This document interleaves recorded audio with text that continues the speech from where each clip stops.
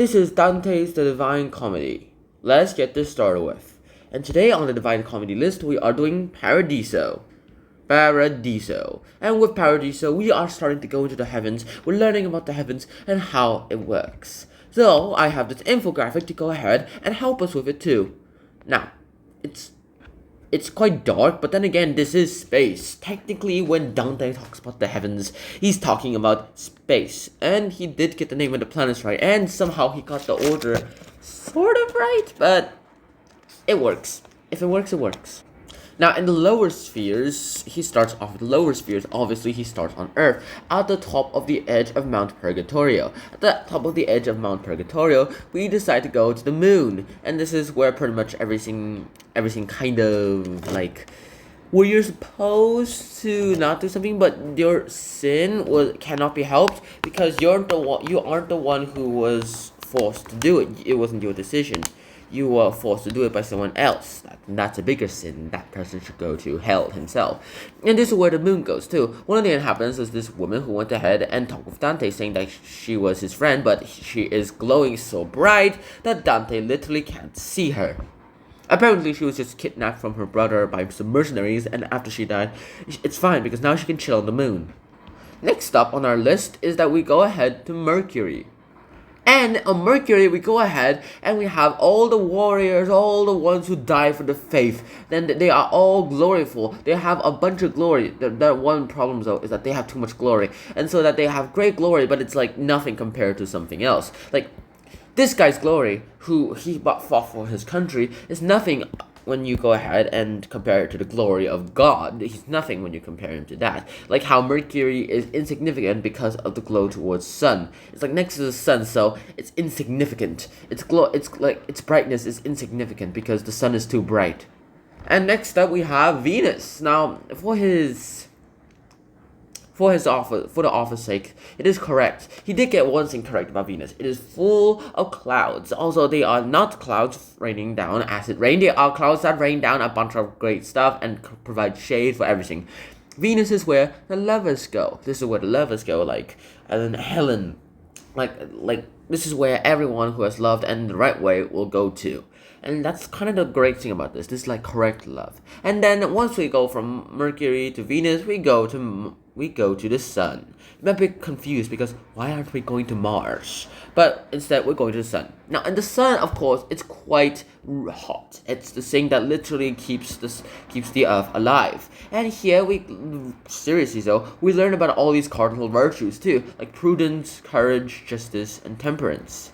In these planetary heavens, Dante does encounter all of these too. He is able to meet several saints, although all of them were represented by 8-ish glowing balls, which go ahead and later form a pretty miraculous spectacle too.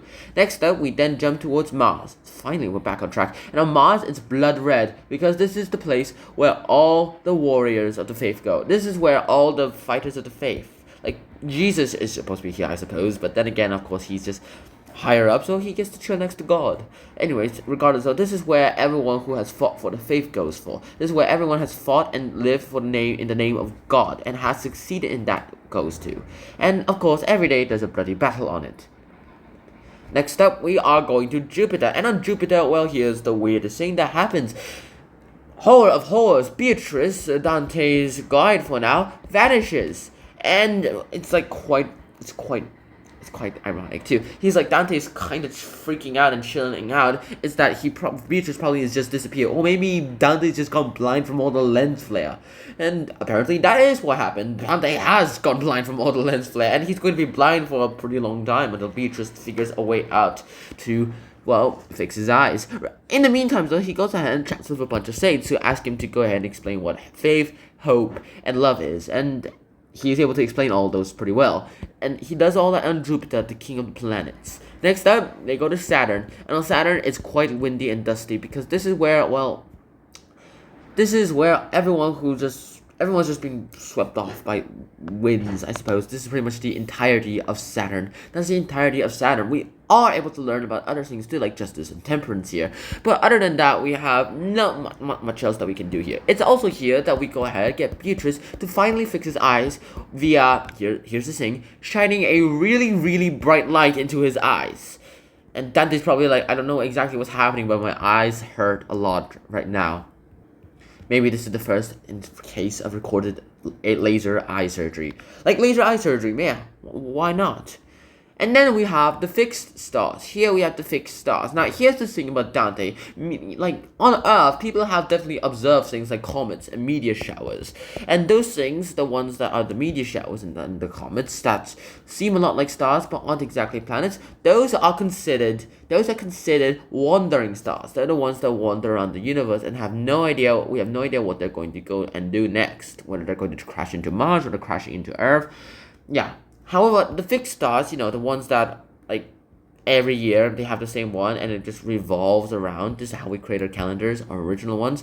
These fixed stars, they pretty much are the places where Dante goes to have his final, I suppose, test before he goes into the 9th layer too. And in the 9th layer, he goes to Premium Mobile, which is a lot like Hell and Purgatory. Whereas those places had 9 sections, this has 9 sections too, albeit in the form of consecutive rings.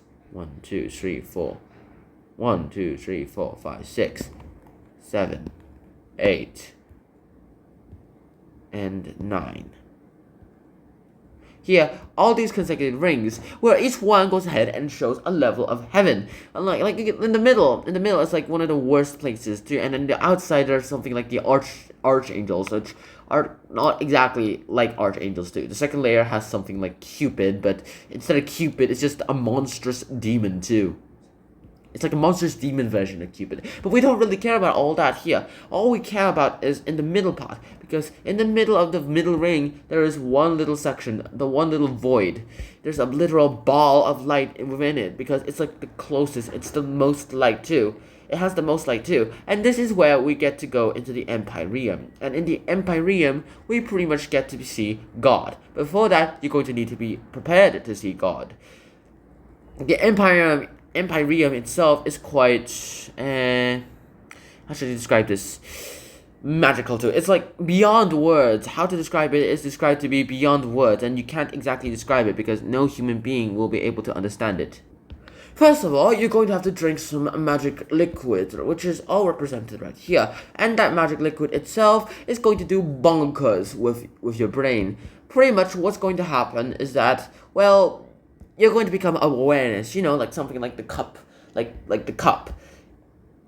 How should I describe this? When you drink something to go ahead and make yourself go big, your imagination, your limits are all gone. And because all your limits are gone, like the limits of your knowledge are all gone, you can go ahead and finally understand everything that has happened within your life. Everything that has happened within the realm of God. Now, firstly, of course, it's more like a portal too. Once you drink it, the water that you drank it from is going to merge and like change, and you're going to be able to see things, to see the true parts of God. And the first thing that you see is going to be a giant red rose. Yep, you heard me right. It's a giant red rose with a bunch of seats for all the greatest souls that get to chill next to God. Everyone is reserved a seat here, and those people are the ones that go ahead and are able to chill with God. And you might be surprised by one thing, though, is that there is unfortunately an uncomfortable amount of infants and toddlers and children on this thing. Now, the thing about this was that before the Big J was born, aka BC, everyone was like, hey, you know what? I'm pretty sure that this is kind of the greatest thing that could ever happen to us. Every kid was guaranteed a spot, but after the Big J was born, we were able to go ahead and only get into heaven if we were baptized and circumcised. Like circumcised naturally or circumcised like artificially. Regardless of which way happens, though, this kind of sucks, and there is an uncomfortable amount of children on there too. And we have other saints that are able to go chill next to God as well too. There's one seat that's reserved for Henry VII, not the English one, the German one, that's that Dante thought would be able to unite all of Italy together, but instead that didn't happen. So yeah, I always wondered if they kept the seed open, and if they did, who did they give it to? And then he finally reaches it and sees the face of God. Now, before I tell you what God is, I want you to imagine what you're saying God is. Is he an old man with a bunch of rings behind him? Or is he like a deity? Or is he a woman? Or is he like not even a saint, not even a person at all? Maybe he's just a ball. Well, think about it. Get a very clear picture of what you're saying God looks like. Well, whatever it is, you're probably wrong. God is 3 rings. One representing the Father, aka actual God. The other representing the Son, aka Jesus. And the other representing the Holy Spirit. This is just supposed to be a representation of the Holy Trinity. And within the middle of that, if you're still not confused yet, there's a book.